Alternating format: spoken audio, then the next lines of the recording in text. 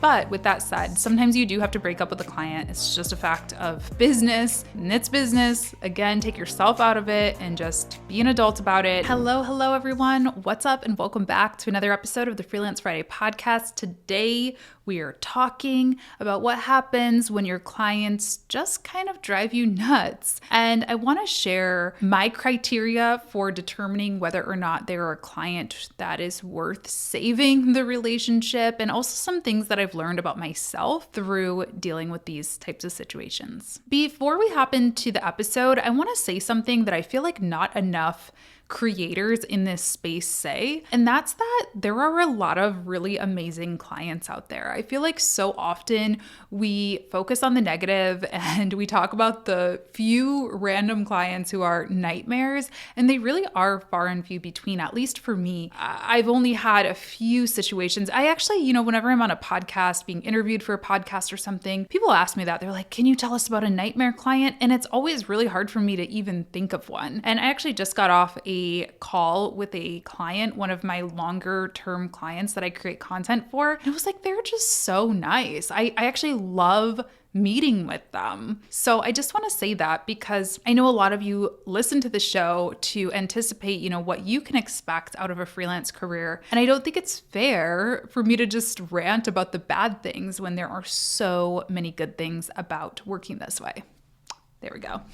But with that said, yes, there are sometimes nightmare clients, nightmare experiences, and listen, sometimes you will mess up. And I think that's the first tip that I want to give is if you're dealing with something that, is a bit of an issue, hear them out. Hear them out. We don't know everything. We can get very, stuck in our heads and stuck in our ways, and you may have done something wrong, or you may have done something that they didn't like. And I think it's important that we know how to accept feedback and criticism when done in an appropriate and respectful way. I've recorded an episode of the podcast way like years ago. It's just an audio only episode. I'll link it in the show notes if you want to check it out. But it's about accepting criticism for creative work, which is something that I've really struggled with in the past. I'm a creative at heart. I'm trained in this. It's what I love most in the world, really. So it can be really hard to accept that criticism, but usually it makes me stronger. Also, you have to know when care. I know this sounds probably really bad, but a lot of times you just have to care less. This is not your personal YouTube channel. That's what I have to tell myself when I'm editing a video for a client. If they want something done, I can tell them how it should be done based on the rules of film and based on my years of experience. But at the end of the day, this is not my personal thing. So if that is just what is causing this rift, I'm just going to do it their way and just care less, to an extent. Obviously, you don't want to have things represent you poorly in your portfolio and all that stuff. But anyway, there's an episode about that I'll link if you want to go in the weeds with that one. But my point is, hear them out. We are not perfect. We don't know everything. And also, a lot of the times when you get complaints, I learned this from working in retail for many years. A lot of the times the customer just wants to complain. I was a manager at Victoria's Secret, and I remember, I would get complaints about my team, the cashier was so rude to me, and I'd be like, okay, come talk to me about it. And then they would just be like, yeah, she was really rude. And I was like, okay, what would make this better? And she was like, I just wanted you to know. I just didn't think that was appropriate, And I'm like, okay, I can definitely understand that, I'll whatever. They just want to be heard. So your clients are the same way. A lot of times they just want to know that you are paying attention to their concerns and just saying something simple like, cool, I'll look out for that next time. If I missed an Instagram DM, if you're a social media manager, just say, no worries, I'll make sure that I put it on my calendar to, check the inbox every day. It's just small, we just have to take it less personally, honestly. And I think those of you who maybe went straight into freelancing might struggle with this a little bit more. Like I said, I learned about this in retail. I learned about this again in corporate. I learned about a lot of different places. But if you have really only worked for yourself, I can see how this might be a little bit of a sore spot. Now, with that said, it's certainly not always your fault, right? I mean, there are some times where clients, whatever it might be. Maybe they don't respect your boundaries and they're texting you on your phone late at night. Maybe they are just really rude to you. The way that they speak to you is very rude. That one is a hard one to deal with because unless they're saying something wrong, it can be hard to be like, can you not speak to me in that tone? So that one's hard. But yeah, sometimes they do things that are not appropriate. So my advice, no matter what it is to address it head on. Address it.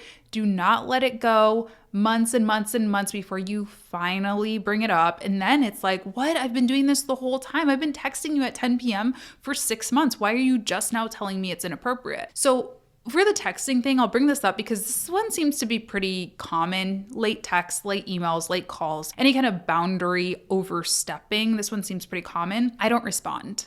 Number one, I don't give out my number, my personal cell phone number to clients. If they happen to get it, this has happened to me where someone has gotten it because we were meeting up at an event or something, so we needed to exchange numbers or somebody gave it to them, which please don't ever give out my number, friends, please.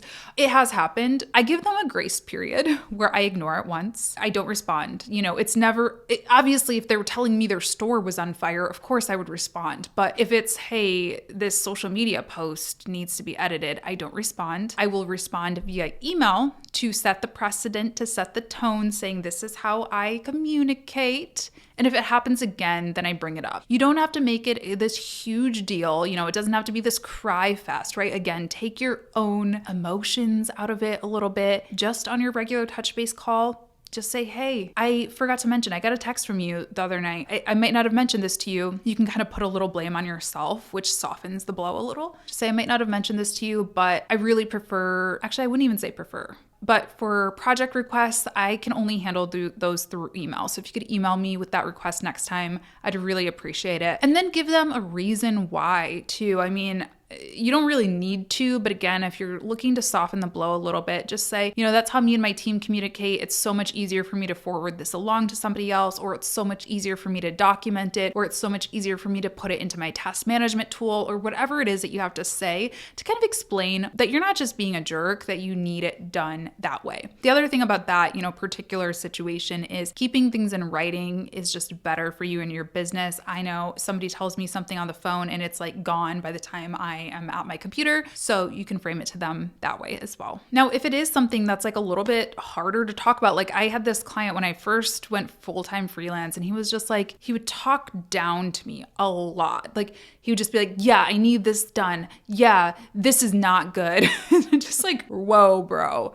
I don't work that way. So that one can be hard because he didn't say like F you to me, right? Like if you're using profanity, that one's an easy one for me to bring up and say, hi, sir, I can't work with a client who's swearing at me. Let me know when you're able to speak to me like an adult. I've had that conversation before too. But when it's just like tone or just, vibes, that one can be a little bit harder, but I do still bring it up. And I just try to be really calm and like kill them with calmness and just say, hi, Bob. Let's pretend his name was Bob. I understand this is really important to you. I understand this might not be the direction you were looking to take. However, as specific as you can be about these requests would be very, very helpful for me. It'll enable me to do my job better, something like that. I mean, plain and simple. Sometimes you just got to do that. The third tip I have is maybe try another way. This is actually a question that came up recently in the Freelance Friday Club in our mastermind group. Is somebody was talking about like using tech.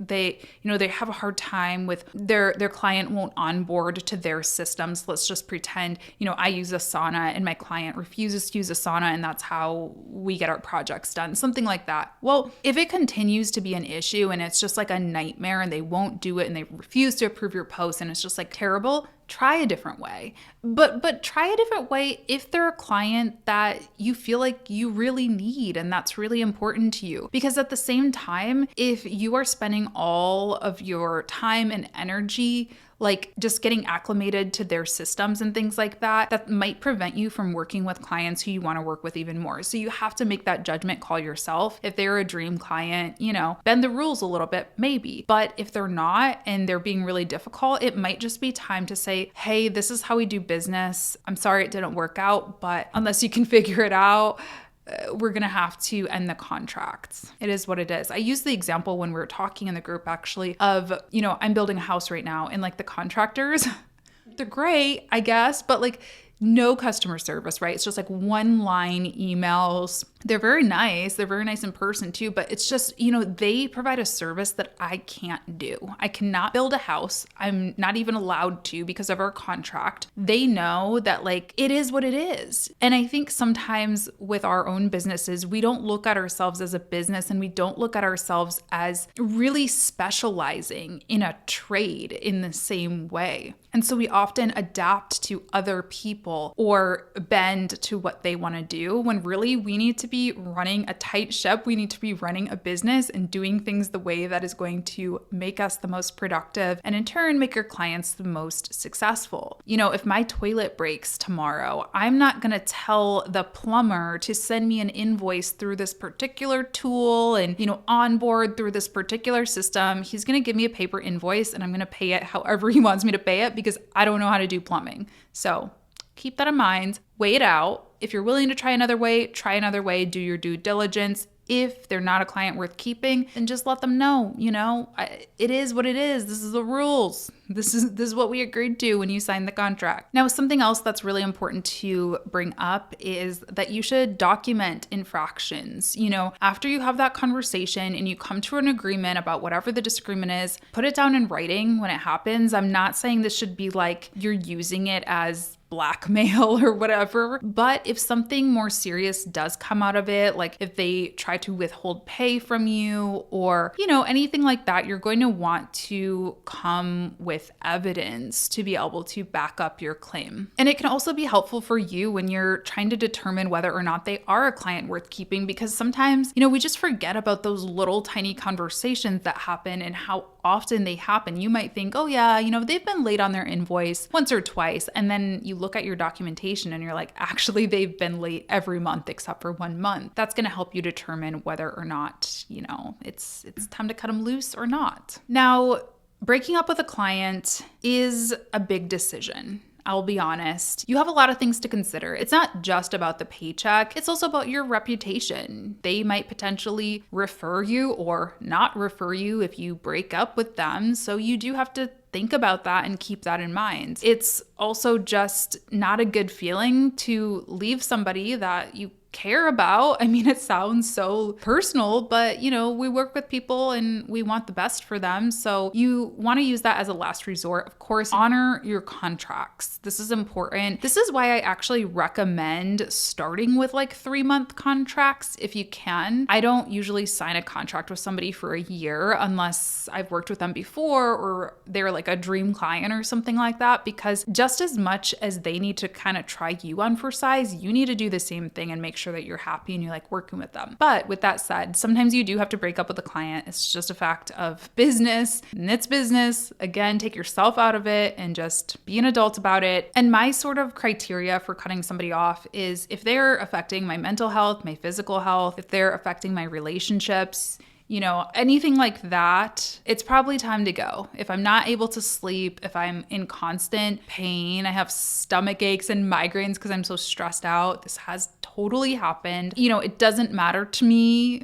what I have to pay them or whatever, if I have to refund them. It's just not worth it. I mean, that's probably why all of us left our traditional jobs or aren't looking for traditional jobs, because we're looking for that freedom. And, it's just not that serious unless you're like operating an ambulance, or working in some super high stress industry that involves saving lives. It's never that serious. I'll also cut somebody off if you're playing with my money, if you're not paying me, if you're late, regularly. I get it. Some things happen and okay, I forgot it was a holiday that day, whatever. I'll give you a pass. But if it's consistent, and particularly if it's not even apologized for, if it's just like, I'll pay it when I'll pay it, you're getting cut off. And of course, if there's something more nefarious or if you're being abused or disrespected, you just have to move on. So that's how I deal with difficult clients. Again, they're pretty far and few between, but really the big things are just to listen,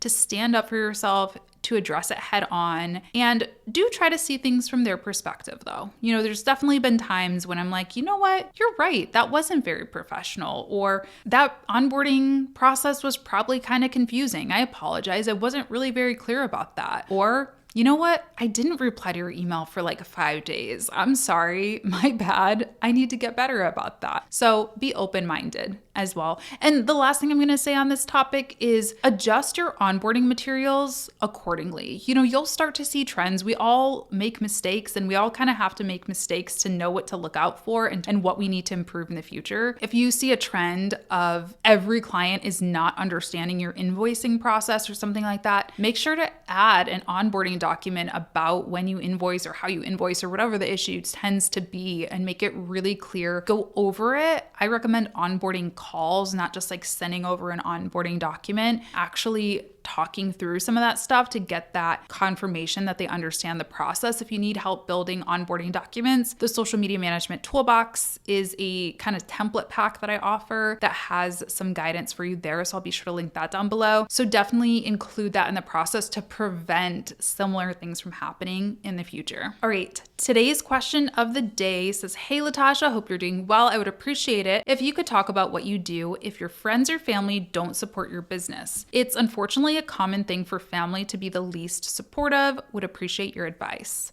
That's a hard question. It's hard for me to answer because I feel really, really lucky that I've actually never really experienced this. My partner, my family is all very supportive. I think my mom didn't really understand it when I first told her what I did, but she now tunes into the YouTube videos. And I think that really helped. And, that's something I can say is maybe like have your parents or your family or your partner kind of shadow you and show them what you do. Because I think sometimes when you say things like, again, and I'm not saying my mom thought this, but I think sometimes people can think, oh, you're freelancing, so you're just like freeloading, you're just laying on the couch all day. So showing them, whether that's inviting them over to kind of shadow you or recording a little vlog for them that you just send to them to really show just how much you do, I think they can start to see an impact because, especially for our parents, but our partners, and I think partners are a little different. We'll get to that. But parents, they just want to be proud of us and they want to be able to speak highly of us and they want to know that we're doing good things for the world or whatever. And of course, that we're making money so they won't have to, dig us out of any issues, financial issues. So if you can prove those things to them, prove that you're doing good things for your clients and for the world and for your wallet, they should be able to get over it. Partners, I think, are a little different. I think there can be more layers. I think there can be a lot of jealousy in relationships, which I don't experience with Norris, definitely not, but I have been in relationships in the past where, particularly, I don't know, like, with the heteronormative, just like more traditional gender norms, don't like when a woman makes more money than a guy and all this stuff. And like, I just don't have time for that. Like, I literally can't. I want my partners to be happy and healthy and that's all I care about. So I just don't have time for it. So ditch them if it's a partner. Truly, I just don't have time for that. I also think sometimes partners, it can be a financial thing, which is understandable. Again, you need to prove to them that you can make money and show them that you are making money and that you are responsible. That's the other thing. I took a while to quit my job, not just for me, but also because I was in a long-term relationship where we lived together at the time. And so I did have that. We weren't married, but I did have that commitment. I made a commitment to him that we were going to split bills and all that stuff. So I didn't want to just become a freeloader. So you do have to make smart financial decisions and prove to them that you are making smart financial decisions, that you're not just kind of being willy-nilly about things. I think that would be my best advice. Friends, I've had jealous friends too. I don't have time for that either. I've had friends where we felt really competitive, particularly like other content creators, which really sucks. I really need more content creator friends, guys. But I have unfortunately had experiences where it was like whenever we got together, it was always just like, let's one up one another. And they would only call me if they had good news to share about themselves. Never if I did something cool. Nobody ever was applauding me. So, that does happen. I don't have advice on that one. It is a struggle, but the real ones will stand out. They do exist. Look in cool communities that you're a part of for good friends. Honestly, my Twitter bio says all my best friends I met on the internet. And like, I really mean that. It sucks because I do wish I had more friends in, my area, but sometimes I just feel like meeting other people who kind of understand your world is a little easier on the internet. And they tend to be a little bit more supportive because they really get it. They're really moving and shaking. They're not just trying to be your friend for the clout, and trying to kind of like leech off of you. That's just been my experience, but that's my best advice. I hope some of that ramble was helpful, and I hope this whole episode was enjoyable, helpful. I enjoy hanging out with you all. Every Friday, I post on YouTube on Monday and Friday as well. You can subscribe to the channel, comment down below if you're watching on YouTube. If you have any questions you'd like me to address in future Q&A segments, leave them down below. Like, subscribe, follow on the podcast platforms, and I will see you next time. Thanks so much for tuning in. Have a good rest of your day. Bye.